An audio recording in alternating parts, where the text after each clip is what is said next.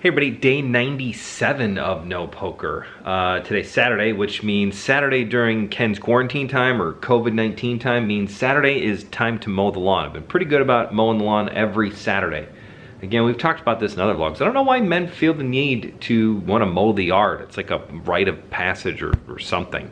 But it's fun. So I did the lawn today, full weed whacking, everything, killing weeds, doing all that kind of good stuff, trimming trees. It was a good time. Pretty good workout for me in general. So that was good.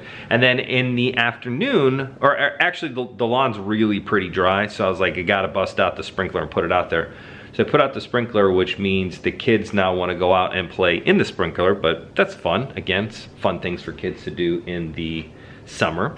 So the girls are out in the back playing in the sprinkler. They don't really run through it like I did when I was a kid. They would just kind of like stand and let it, you know, the sprinkler goes back and forth and they get wet and scream and giggle and run around. So that was super fun. And then my wife's like, hey, we have this inflatable donut pool that the kids can play in.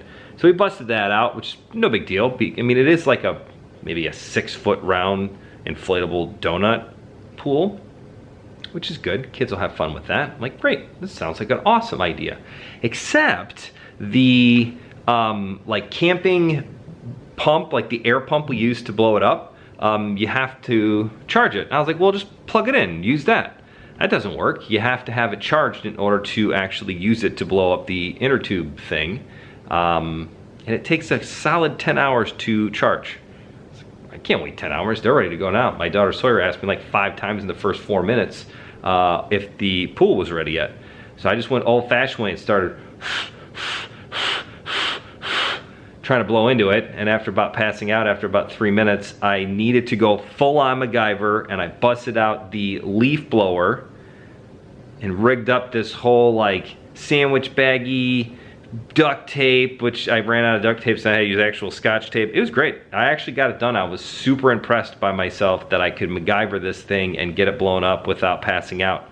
So kudos to me for doing that. Day 97, which means we are in 1997 films.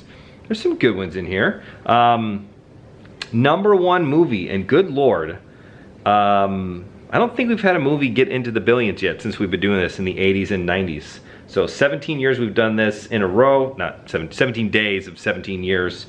Titanic was the #1 film in 1997. $1.8 billion at the movie theater. That's insane. Insane. I also really liked it because one of my favorite jokes of all time is at the end of the movie.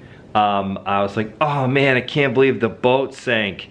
And I thought that was really, really pretty catchy for a 17-year-old Ken. #2, The Lost World from Jurassic Park. Pretty good sequel. Men in Black. Men in Black. I really liked Men in Black. Tomorrow Never Dies, which is Pierce Brosnan. James Bond, he wasn't too terribly bad in James Bond. Air Force One, As Good as It Gets, that was pretty good too. Liar Liar, Jim Carrey, I really liked that one. My Best Friend's Wedding, don't know if I've ever seen that. The Fifth Element, another Bruce Willis movie. Pretty good sci-fi flick. Chris Tucker's in it too. And then The Full Monty, which I can honestly say I have never seen, have no desire to see, will probably never see in my lifetime, but it was definitely in the top 10 movies of 1997. Other notables, and there's some good ones on here. Austin Powers, the first Austin Powers movie came out in 1997. I remember going to see that in high school and we thought it was hilarious, and like all of the quotes and things that kids say was definitely a lot of Austin Power jokes. Also, Austin Powers, I think maybe one person mentioned it way back when, early vlog days in like the 20s and 30 days of No Poker. We did the top like trilogies and sequels and like long, you know, 3, 4, and 5 movie series. I think one person did pick Austin Powers, which they're pretty funny. They were pretty good. They weren't bad. Con Air, Nicolas Cage's best Southern accent. Steve Buscemi's in that one too. Con Air's another movie that if it's on TNT, I always seem to watch it.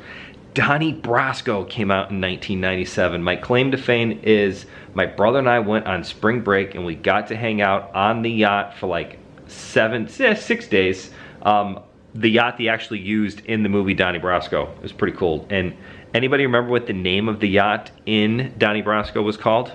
I'll let you guys figure that one out. Good Will Hunting came out in 97. The Postman, which is one of my favorite post-apocalyptic movies. It was definitely close to my top 4 or 5, but I don't think I used that one, but I like it. Kevin Costner, I'm a fan of Kevin Costner post-apocalyptic films. Starship Troopers came out in 97. I just watched that on Netflix the other day. I think it just got released on Netflix. It's great.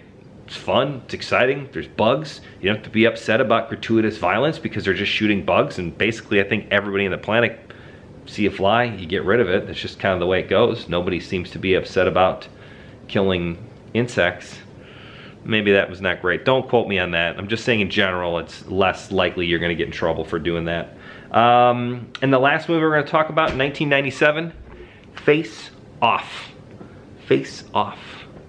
John Travolta, Nicolas Cage, that might be their best movie between the two of them for sure. And there's a lot of good movies in there they got, but Face Off was great. Face Off, what a movie. Hey, let's cut his face off, put it on another guy. And it worked. And then the other guy wakes up, puts on the other guy's face, and murders all the doctors so they can't switch back. It's great, what a great idea. Good movie. 1997, we are getting closer to CCG. I'm doing my best to try to figure this out. I am much more confident about Friday the 26th. Hopefully all the paperwork will work out. We can make it work and get everything together. But that should be hopeful. That weekend, next weekend, we should be back. Tomorrow's Father's Day, so for those of you who are watching this on Sunday, happy Father's Day. Say hi to your dads in general. Tell them you love them. Give them a big kiss. Not wrong with that. Other than that, day 97. We will see you tomorrow for day 98. Which is the year I graduated high school. See you, everybody. Bye.